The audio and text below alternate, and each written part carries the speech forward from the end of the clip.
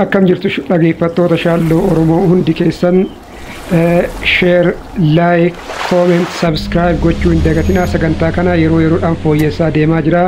Share, like, comment, subscribe gochuun keessan immoo kana caalaa jabeessee akka hojjedhuu fi sagantaa biraallee akka dabaluu na taasisa waan ta'eef share, like, comment, subscribe gochuu hin dagatinaa isiniin jedha.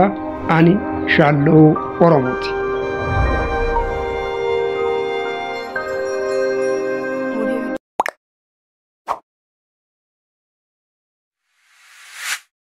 Akkam jirtu dhaggeeffattoota keenya deebinee dhufnee jirra. Subscribe, share, like gochuu hin dagatinaa. Har'allee immoo nama biraa qabannee dhufna irraa sagantaa dubbii jabduu hooggantootaan sirriitti hubadhaa. Sagantaa dubbii jabduu hooggantootanidha jechuudha. Sagantaa kana irratti kan qophaa'u waan dubbiiwwan jajjabduu hooggantoonni Oromoo dubbatan, dubbiiwwan jajjabduu hooggantoonni Itoophiyaa dubbatan, dubbiiwwan jajjabduu hooggantoonni Afrikaa dubbatan, dubbiiwwan jajjabduu hooggantoonni addunyaa dubbatanidha jechuudha. Hooggantoota yoo jennu community leaders warra ummata bulchan, business leaders warra business yookaan immoo diinagdee hoogganan, social media leaders warri social media hoogganan. Sagantaa kana keessatti warroota kanniintu dhiyaataa jechuudha. Dubbiiwwan dhiyaatan dubbii har'aa dubbataman osoo hin taane kanaan dura waan isaan jedhanii fi dhaloota ammaatitti immoo jechi isaan jedhan sun, dubbiin isaan jedhan sun dhaloonni ammaa negatiivili maal irraa barata, poozitiivili jechoota isaan jedhan irraa maal barata kan jedhu laallaa jechuudha. Namoonni tokko dubbii viidiyoo yeroo darbee waraabaa ture irratti dubbii yeroo taree haaraa gootee haasoftaa waan jedhamutu ka'e miti. Akkasii miti. Sagantachuwatu sagantaa dubbii kanaan dura hooggantoonni dubbatan jechuudha. Amma ka Oromooti irra jirra. Ganaa ka Itoophiyaa, ganaa ka Afrikaa, ganaa ka addunyaa, ka Martin Luther King, ka Mahatma Gandhi, ka Nelson Mandela, ganaa kanneen hunda irrattuu jechoota gurguddaa, jechoota isaan dhiibbaa uumuu danda'an. Dhaloonni har'aa kun negatiivili, poozitiivili irraa barachuu kan danda'uu fi kana dubbii akkasii kana jalaa qabatanii dhaloonni har'aa kun hooggansatti akka isaan ce'aniif dubbiiwwan kanarratti ri'aatti kan godhudha waan ta'eedhaa fi sagantaan kun sagantaa of duratti baay'ee guddachuu danda'u akka isin salphatti ilaaltan kana odoo hin taane sagantaa riisarchiif qorannoo adda addaallee jechoota isaan haasan kanarraa walitti qabamanii geggeessummaan maal akka jedhu qorannoo irratti geggeeffamuu waan ta'eef akkasitti hubadhaatiin malee ani subscribe argachuuf yookaan share argachuu qofaa fi dubbii yeroo darbee kan kaasee miti jechuudha. Sagantichumatu sagantaa akkasiiti. Garuu akka Oromootitti subscribe namni jibbu hin jiru. Hin beektanii nuti akka Oromootitti hammam asirratti jarri nama muraasanuu subscribe meeqa akka isaan qaban hin beektanii nummoo akka Oromootitti odoo ilaaltan yuutuubarri Oromoo baay'ee isaanii duwwaa ta'ennaa jechuudha. Kanaaf subscribe namni jibbu hin jiru. Hundi kennayyuu hin jaalannaa jechuudha. Kanaafuu ani akka ilma Oromoo tokkotti nama Oromoo tokko arginaa waan bade bara faallaa kiyyallee haa dubbatu waan barbaadillee haa dubbatu subscribing godhaa. Maaliif ambaa miti kan na fayyadu kan kootumatu na fayyada waan ta'eedhaa fi kanaaf subscribe, share, like, comment gochuu inuma hin dagatinaa. Comment isinin dhoobu waan barbaaddan jedha mirga keessan. Garuu immoo dura dubbii hubadhaa jechuuf isinin jedhe malee na arrabsitanii dhiiftanii I don't care. Jaakootii miti inni sun jechuudha. Abbaan barbaade na arrabse abbaan barbaade dhiisaa jaakootii miti. Garuu immoo na arrabsuufu, na qeequufu, waan barbaadannaan jedhuufu sagantaan sun sagantaa maalii jedha. Sagantaan sun amma asirratti chaanaala kanarratti jechuudha. Chaanaala shaalloo Oromoo show kanarratti sagantaa sadiitu jira jechuudha. Sagantaan tokko sagantaa kanaa jechuudha dubbii jabduu hooggantootaan kan jedhu kana. Sagantaan biraa immoo sagantaa ta'iiwwan ta'an Oromiyaa keessatti, Itoophiyaa keessatti ta'iiwwan har'atan har'uma, kan boru ta'an boruma. Akkasitti jalatti buunee gabaafnullee jira. Amma isa hojii akka isa rakkaan oofu inni jira. Sagantaan inni sadaffaan immoo sagantaa barnoota. Sagantaa sadiitu jira shaalloo Oromoo show irratti jechuudha. Kanaaf inni kuni waan kanaan duratti hooggantoonni jedhan dubbiiwwan jajjabduu as finnee dubbiiwwan jajjabduun sun maal akeekti? Maal nutti agarsiifti? Maal irraa baranna? Maal jechuudha jennee xiinxallinaa jechuudha.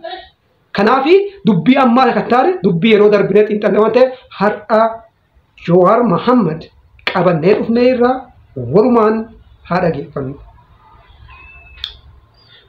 Umma kijiba Haile Sillaaseen osoo faarsu qaare. Taaddasa Birruu namni baay'een beeku. Taaddasa Birruun gaafa Haile Sillaaseen asii dhiyeessee faraxxatee Ingilizitti gale abbaa isaatii fi gootota Oromoo naannoo kanaa wajjin ta'uudhaan nama Xaaliyaaniin lolaa ture amata umrii xiqqaatitti nama Moqodishootti hidhame. Biyya barsiisa jechuun Oromoo fi waa godha jechuun biyya diiguudha. Kan biyya diigu warra maqaa Itoophiyaa jala dhokatee biyya saamu ummata ajjeesu abbaa irrummaa hojjechuu barbaadu. Biyya kana tokko warraan baratu rakkoon sani. Itoophiyummaa kijibaa eenyummaa sabaaf sablammoota hin calaqqifne san keessatti haqaaramnee micciiramnee hafuu osoo hin taane Itoophiyummaa Oromummaan keessatti calaqqiftu, Somaalummaan keessatti calaqqiftu, Walaayitaan keessatti calaqqisu. Taa sabaaf sablammoonni keessatti calaqqisan Itoophiyummaa waloodha. Maleetu Itoophiyaa kan balleesse Oromoo kan balleesse ilmaan ishii beekumsa qaban, ilmaan ishii naatoo qaban, ilmaan ishii dandeettii qaban moggatti dhiibamaniit, baqa mudataniit, mana hidhaa ta'aniit warri garaaf bulu, warri beekumsa hin qabne, warri amanamummaan isaanii warra isaan shuume malee warra isaan dhaleef, warra isaan guddiseef hin ta'intu bakka wal bira dabre. Nama Oromoo ganee dabartee fi nagarre ka salphate malee. Okay, dubbiiwwan ijoo afurrirraa kan dubbannuudha. Tokkoffaani Oromoofin hojjedha jechuun biyya diiguudha. Dubbii jedhu xiyyeeffanne maal jechuu akka ta'e ilaallaa jechuudha. Inni lammaffaan immoo biyya kanatti tokkorraa hin baratu. Sadaffaan Itoophiyaawummaa waloo. Arfaffaan immoo nama Oromoo ganee dabarteef hin agarre kan salphate malee kan jedhu arfan kanarraa xiinxalla kenninaa deemnaa jechuudha. Asitti jidduudha yaadannoo gabaabduu kan qabadhee fi gadi ilaaluu danda'a waan ta'eef dhiifama. Oromoof waa godha jechuun biyya diiguudha. Maaltu ture duraan mee yaadadhaa isin martu maal ture? Gaafa waan Oromoo dubbattu biyya diigdaa jechuudha. Miti hin hidhamta. Maali kun waa'ee Oromoo kaase taanaan waa'ee Oromoo dubbatte taanaan bakka kuni biyya diiguudha, biyya bittinsuudha kanumatu ture jechuudha. Minilikillee kanuma godhaa ture. Haayila Sillaasillee kanuma godhaa ture. Dargillee kanuma godhaa ture. Wanti Oromoo tuni maal jechuudha? Akka diinaatti, akka bineensatti dhagahamuu hin barbaadu jechuudha. Haga namni eenyummaa ofiillee himachuu dadhabuutitti itti deemame jechuudha. Kun immoo biyya kanaaf fala fideera. Biyya kanatti kun fala fide malee fala fidee hin beeku jechuudha. Ati Oromoof waa godha jettee diina taate taanaan haga biyya ammaatti biyya kana hin falle. Yoo fala itti yoo ta'e malee fala hin taane fi jechuudha. Wanni aadaan hafuu qabu isa kana jechuudha. Gaafa waan Oromoo dubbattu, gaafa Oromoo waan akkanaa ta'uu fi ati tokkummaa Itoophiyaa diiguu deemtaa, biyya diiguu deemtaa, duula akkasiitu raawwatamaa jechuudha. Hamma duulli akkasii hin dhaabbannetti Itoophiyaan akka Itoophiyaatittu mataa isiitti akka yaada kootiitti jechuudha. Kun yaada kootii itti fufuu hin dandeettu jechuudha. Itoophiyaan Oromoo dhiibdee ijaaramtu hin jirti jedhee yaadu jechuudha. Maqaan jiraachuu dandeetti jechuudha. Maqaan rakkoon qabu maqaan hin jiraatti. Itoophiyaan Oromoo hin hammanne, Itoophiyaan Oromoo dhiibdu, Itoophiyaan Oromoo jibbitu, Itoophiyaa taatee itti fufuun in ulfaata jechuudha. Kanaaf jecha Jawaar kanarraa ani akka nama tokkootitti jecha kana keessaa kanumaan baradhaa jechuudha. Kanarraa baradha jechuudha. Isin immoo waan irraa barattan koomenti godhaa jalatti nakaa. Koomenti jala nakaa. Inni lammaffaan biyya kanatti tokkorraa hin baratu kan jedhu. Ani jecha kanarraa kan baradhee sagantaan maan kun jechoota duraan sanirraa maal baranneedha waan ta'eedhaaf an jecha kanarraa kan inni baradhe tokkoffaan Minilik waan san hojjetee jira.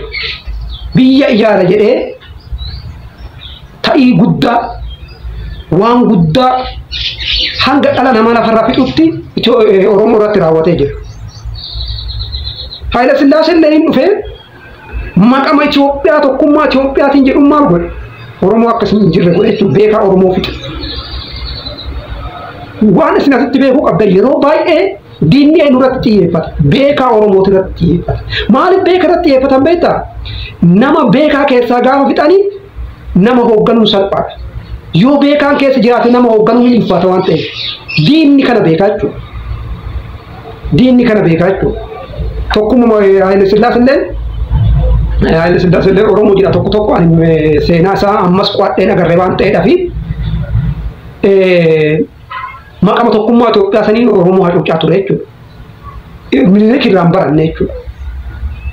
Mangistullee deebi'ee Haayile Sillaasee irraan baranne jechuudha. Innillee maqama tokkummaa Itoophiyaa saniin irra dhaabbatee uummata Oromoos ta'ee uummata birallee waliin dhayaa ture jechuudha. Silaamaan go'ama seera geggeessummaa keessatti seera hooggansaa keessatti ciminni dura ture maaliin? Dadhabbinni dura ture maaliin? Kan fooyya'uu qabu hoo maali? Yeroo tokko tokko hinduun kan duraa caalaa yeroo itti hir'atu agarra jechuudha. Maaltu cimaa ture? Ciminni itti fufuu qaba. Hanqinni yeroo darbee immoo maal ta'uu qaba? Waan uummata irratti raawwatame suni deebi'ee gadi bu'uu qaba. Garuu immoo gadi hin bu'u jechuudha. Warri irraan baratu. Warri irraa barataan deemu warri biyya geggeessaa dhufe hunduu jechuudha. Tokko tokko irraa barataan deemu. Akkamatti hacuuccee uummata san gadi qabnee bulchinaadha malee tokko tokko irraa hin baratu jechuudha. Osoo tokko tokko irraa baratee yoon haadha biyyituun biyya tana biyya as hin jirtu jechuudha. Maaliif riisoorsii guddaa qabdii qabeenya guddaa qabdii qabeenya guddaa kanaan riisoorsii guddaa kanaan biyya guddoo ta'uu dandeessi jechuudha. Garuu warri biyya kana geggeessaa deeme kamuyyuu tokko tokko irraa barataan deemu. Ebalu badii dalagee jira ani immoo badii kana fooyyessan jedhu jechuudha. Kuni rakkoodha ani jecha Jawaar Mohammad kanarraa tokko waan kana baradheen jira jechuudha. Kan biraan immoo achi keessatti kan inni jedhe Itoophiyummaa walooti. Maali Itoophiyummaa waloo jechuun? Itoophiyummaa waloo gaafa jennu Itoophiyummaa sabni tokko ol'aantummaa irratti argatu miti. Itoophiyaa sabni hunduu aadaa isaa kabajamee fi seenaa isaa kabajamee fi mirgi isaa eeggamee fi hunduu bifa walqixa ta'een keessa jiraatudha jechuudha. Itoophiyummaa aadaa saba tokkoo faarsitee kan saba tokkoo gadi qabdu odoo hin taane Itoophiyummaa Oromoofis taatu, Amaaraafis taatu, Tigreefis taatu, Walaayittaafis taatu, Kambaataafis taatu, Guraageefis tan saba hundaafuu taatu jechuudha. Sabni hunduu akka isaatitti humna qabuun baay'ina qabuun qooda isaa barbaachisu kan keessatti argatu jechuudha. Akkasiin diid hubadhaa jechuudha Itoophiyummaa waloo. Itoophiyummaa waloo amma borrii ka'ee wanna maal jedha? Waa'ee Oromoo dubbatte ati Itoophiyaa miti. Waa'ee amantii biraa yoo dubbatte amantii tokko dhatte ati Itoophiyaa miti. Ani isa sanii fudhadhu amma. Naafis hin liqimsamu waan ta'edha. Ani Itoophiyummaa waloo akkasitti jechuudha. Saba hundaa qixa. Malee ani Oromoon qoftillee olaanee Oromoon qoftillee olaantummaa argatu hin jedhu. Oromoon waan isaaf malu akka baay'ina isaatiin haa argatu. Waan isaaf ta'u akka baay'ina isaatiin haa argatu. Qabeenyi Oromoo Oromoof haa ta'u. Dacheen Oromiyaa Oromoof haa taatu. Oromoo haa soorsitu. Oromoo haa duroomsitu jedha malee sabni biraa haa miidhamu hin jedhu. Gonkumaa hin jedhu jechuudha. Itoophiyummaa waloo sana jechuudha. Sabni biraa aadaa koo kabajuu qaba, anis aadaa isaanii kabajuu qaba. Itoophiyummaa waloo akkasii fuudha. Akkas hin taane garuu hin taane taanaan Itoophiyummaa walootii miti jechuudha. Kanumaan irra daraa jecha kanarra kanumaan baradhaa. Kan biraa immoo nama Oromoo ganee dabartee hin argarre kan salphate malee jedhu dhugaadha kun. Ifiin mee ilaalaa. Namni hooggantoonni baay'een Oromoo keessaa ba'an garuu gaafa Oromoo keessaa ba'anii Oromoo uumaa isaan tajaajilan tokko hin jiru jechuudha. Oromoo du'arraa hin oolchan jechuudha. Oromoo beelan baasan jechuudha. Oromoon baratin hin barsiisan jechuudha. Amma waan gabaabaa isinii fuudha. Goobana daacee fudhaa. Yeroo sanatti akka uummanni Oromoo muudhamu kan godhe goobana daacatu goobana daacee Oromoodha. Garuu maal ta'e dhumni isaa isaanumaan nyaatame deebi'ee jechuudha. Yoo san inni nama sanirraa beekamtii argachuuf qabeenya horachuuf ta'e jechuudha. Baay'ee kanaaf dubbii jabduudha. Namni Oromoo ganee dabarteef hin agarre ka salphate malee wanni jedhu dubbii dhuka qabdu dubbii jabdu dubbii nama barsiisuu qabdu jechuudha. Kanaaf sagantaan kun sagantaa dubbii jabduu hooggantootan jedhudha jechuudha. Kanaaf sagantaa kanatti dubbiiwwan jajjabduu nama barsiisuu dandeetta. Kadhaamsa qabdu. Hooggantoonni kanaan dura kan dubbatan hooggantoonni Oromoo, hooggantoonni Itoophiyaa, hooggantoonni Afrikaa, hooggantoonni addunyaa kan kanaan dura isaan dubbatanii fi har'a immoo dhaloonni har'aa irraa barachuu kan danda'u.